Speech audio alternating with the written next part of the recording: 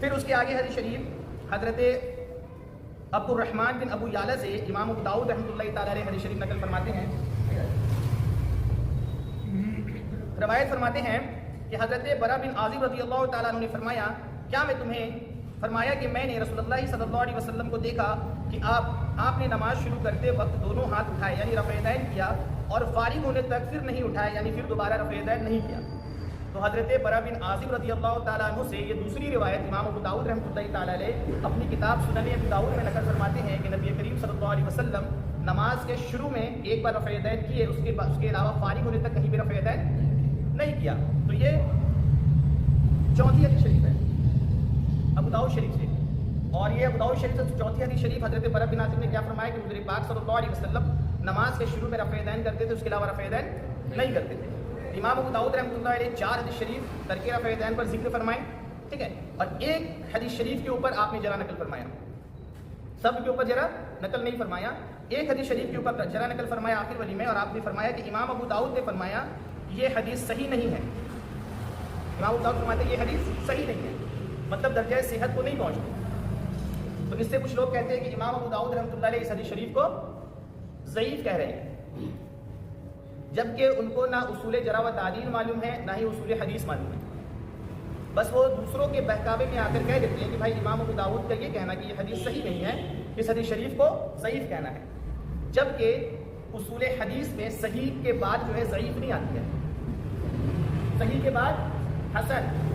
حسن کے بعد ضعیف آتی ہے۔ تو امام ابو داؤد رحمۃ اللہ علیہ صحیح نہیں ہے یہ جرح، پہلے سب سے پہلے یہ بتا دیں کہ یہ جرح کی 2 قسمیں ہوتی ہیں، جیسا کہ ہم آپ کو پچھلی کلاس میں بتائے تھے، جرح مبہم اور دوسرا جرح مفسر۔ اصول محدثین میں اگر کوئی محدث یا کوئی امام کسی حدیث پر یا کسی راوی کے اوپر صرف جرح مبہم نقل فرماتا ہے، جرح مبہم وہ ہوتا ہے جو صرف ضعیف کہہ دے یا صرف یہ کہہ دے کہ یہ حدیث صحیح نہیں ہے، کہ یہ حدیث ثابت نہیں ہے، اور اس کی وجہ نہ بیان کرے، اس کی وجہ نہ بیان کرے تو وہ جرح مبہم ہوتا ہے جو غیر مفسر ہوتا ہے، اور اصول محدثین کے نزدیک یہ جرح مبہم قابل قبول نہیں ہوتا، وہ مردود ہوتا ہے، ٹھیک ہے۔ اور جرح مفسر جو ہوتا ہے جس میں ضعیف ہونے کی وجہ بھی اگر محدثین بیان فرمائیں تو پھر وہ حدیث و جرح کیا ہوتا ہے، قابل قبول ہوتا ہے۔ جیسا کہ آپ کو پچھلی کلاس میں بتائے تھے کہ امام ترمذی رحمۃ اللہ تعالیٰ علیہ ایک حدیث بیان فرماتے ہیں، ان کے مجلس میں بیٹھے ایک شخص نے کہا کہ یہ حدیث ضعیف ہے، تو آپ نے پوچھا کہ کیوں ضعیف ہے؟ صرف ضعیف بولا تو اس کی جرح و قبول نہیں کر لیا گیا کیونکہ یہ جرح مبہم تھا۔ آپ نے پوچھا کیوں ضعیف ہے؟ تو امام ترمذی نے فرمایا اس پہ فلاں راوی جو ہے وہ ضعیف ہے۔ بولے اس کی وجہ ضعیف کیوں ہے؟ تو اس شخص نے بیان فرمایا کہ میں نے اس شخص کو فلاں جگہ کھڑے ہو کر پیشاب کرتے ہوئے دیکھا،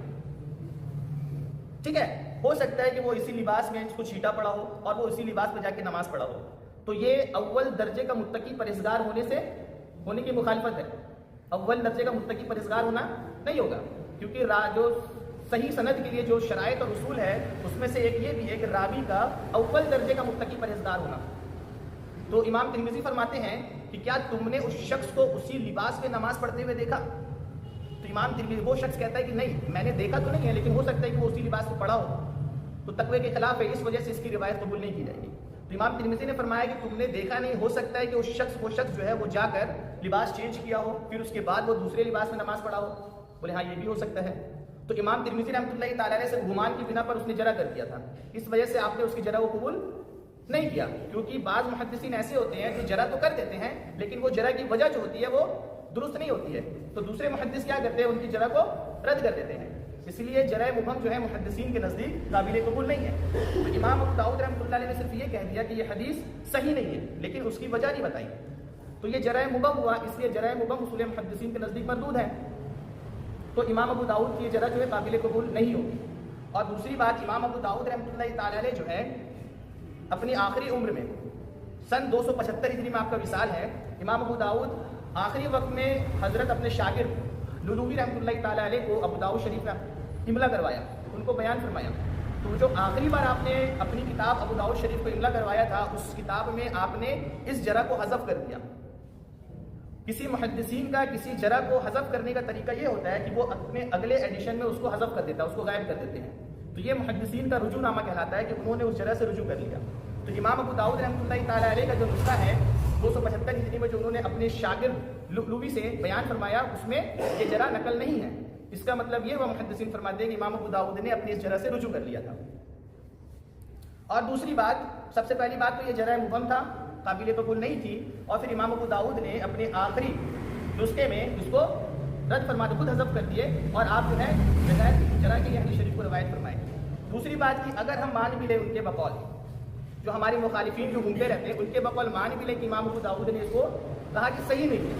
تو اس کا مطلب یہ بھی کہا امام ابو داؤد نے ضعیف نہیں، اس سے بھی انکار کر دیا۔ اگر ضعیف ہوتی تو آپ نے فرما دیتے کہ یہ ضعیف ہے، صحیح نہیں ہے مطلب کہ حسن ہوگی، صحیح کے بعد تو حسن آتی ہے، جیسے کہ امام ترمذی نے فرمایا کہ یہ حدیث حسن ہے، تو امام ترمذی نے بھی کہا کہ یہ حدیث حسن ہے، تو امام ابو داؤد کے اس جرح کے بعد بھی یہ حدیث حسن ثابت ہوتی ہے۔ اور دوسری بات تو یہ جرح انہوں نے امام ابو داؤد نے اس جرح سے خود رجوع کر لیا تھا، تو یہ جرح قابل قبول نہیں ہے۔ تو اس 4 روایت سے الحمدللہ یہ ثابت ہوا کہ نبی کریم صلی اللہ تعالیٰ علیہ وسلم جو ہے نماز کے شروع میں رفع یدین کرتے تھے، اس کے علاوہ آپ رفع یدین نہیں کرتے تھے۔ ہم احناف کا الحمدللہ انہی احادیث پر عمل ہے، ٹھیک ہے۔ تو سنن ابی داؤد سے 4 حوالہ پیش کر دیے ہیں، سنن نسائی شریف